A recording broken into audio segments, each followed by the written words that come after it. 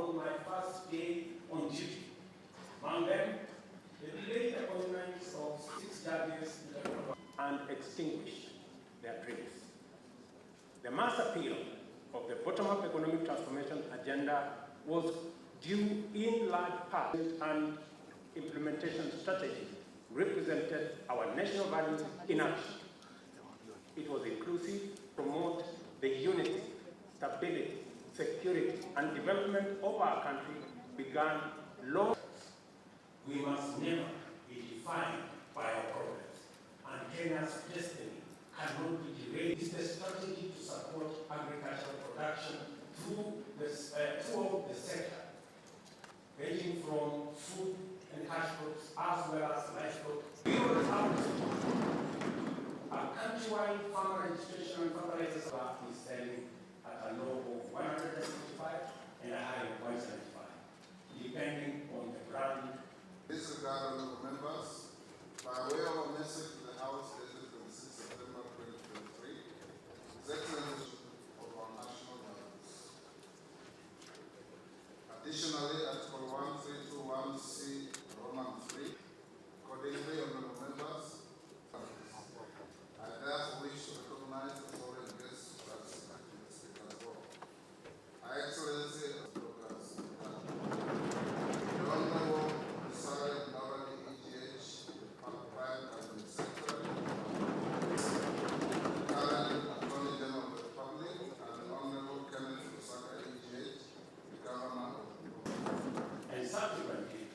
appointed a task force led by the former Chief Justice David Maraga.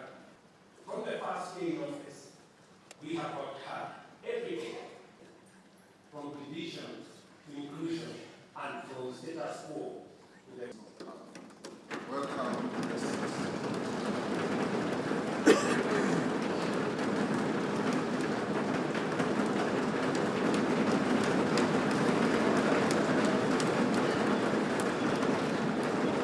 As earlier indicated, our public borrowing had long crowded out the productive sector from the financial markets, raising the cost of credit and slowing down trade and commerce. As I told Kenyans on my first day in office, times were difficult and many people are struggling, and necessary and effective sustainable solutions were urgently needed. We must admit, honorable members, that as a country, we had been living large and way beyond our means. The time has come, therefore, to retire the false comforts and illusionary benefits of wasteful expenditure and counterproductive subsidies on consumption, by which we dug ourselves deeper into the hole of avoidable debt. The new direction may not be easy, but it is ethical, responsible, prudent, and most importantly, necessary. We've had to take hard decisions and make painful choices because we owe it to the people of Kenya to do the right thing and to confront facts as they are without flinching or equivocating. We have worked hard at home and abroad to mobilize a broad coalition of bilateral development partners. Many of them, I see them in this house, multilateral development banks and other agencies, which have rallied to pull our country back from the brink of debt distress and set us today firmly on the path towards sustainable economic growth. Our efforts to stabilize the situation have yielded such progress that next month, in December, we will be able to settle the first Kenya shillings $300 million or 500 billion Kenya shillings installment of the US dollars 2 billion Eurobond debt that falls due next year.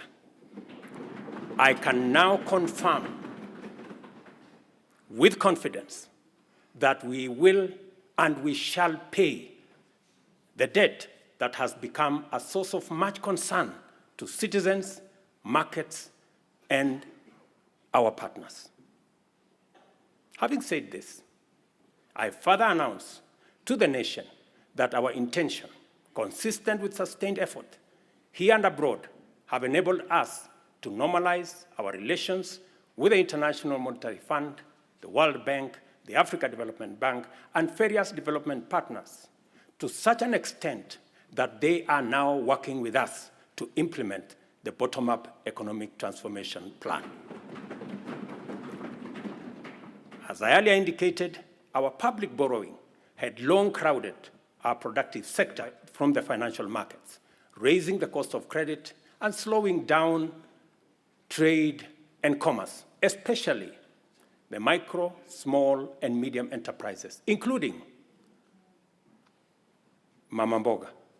Consequently, many enterprises and entrepreneurs were referred for blacklisting by the credit reference bureaus, where 7 million borrowers were listed by last year.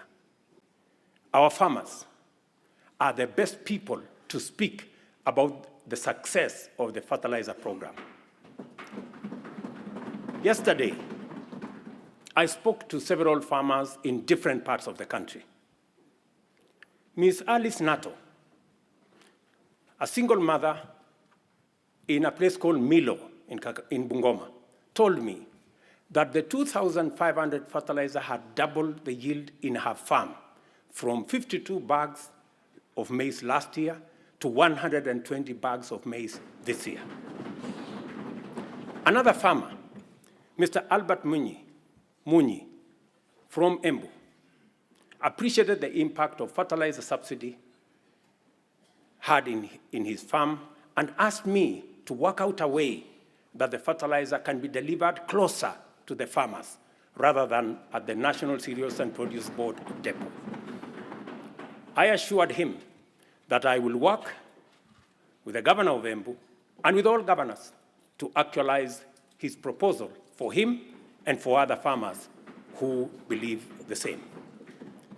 But it was Mr. Samuel Chacha of Kuria who graphically painted the picture of transformation the fertilizer subsidy has done in his farm.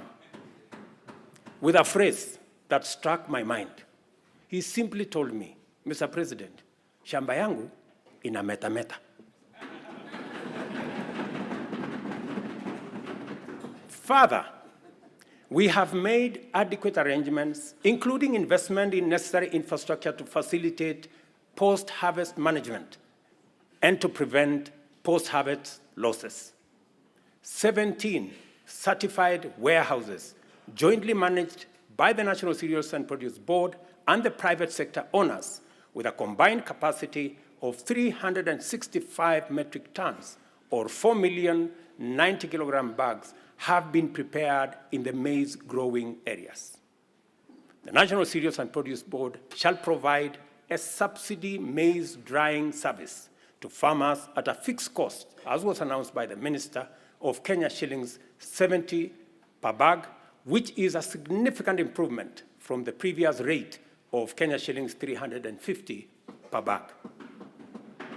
Yesterday again, the first consignment of the 100 mobile dryers this House facilitated my administration to buy for use by our farmers. I announced to you yesterday the first consignment of the dryers docked in the country.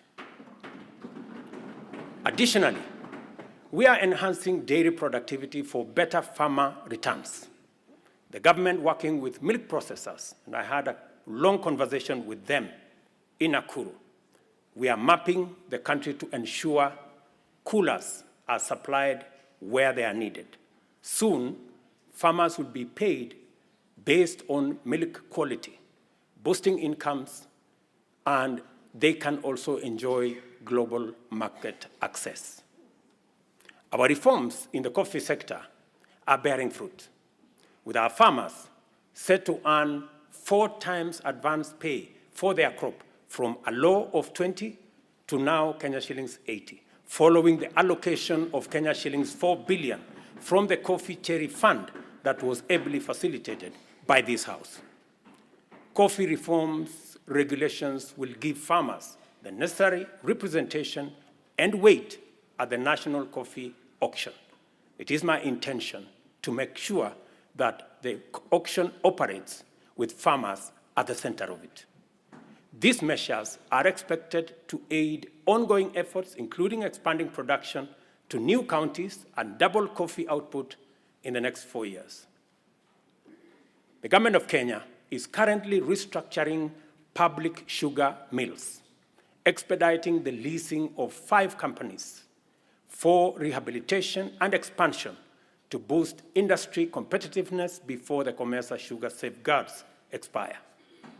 The objective includes creating a competitive sector, raising farmer incomes, and enhancing productivity.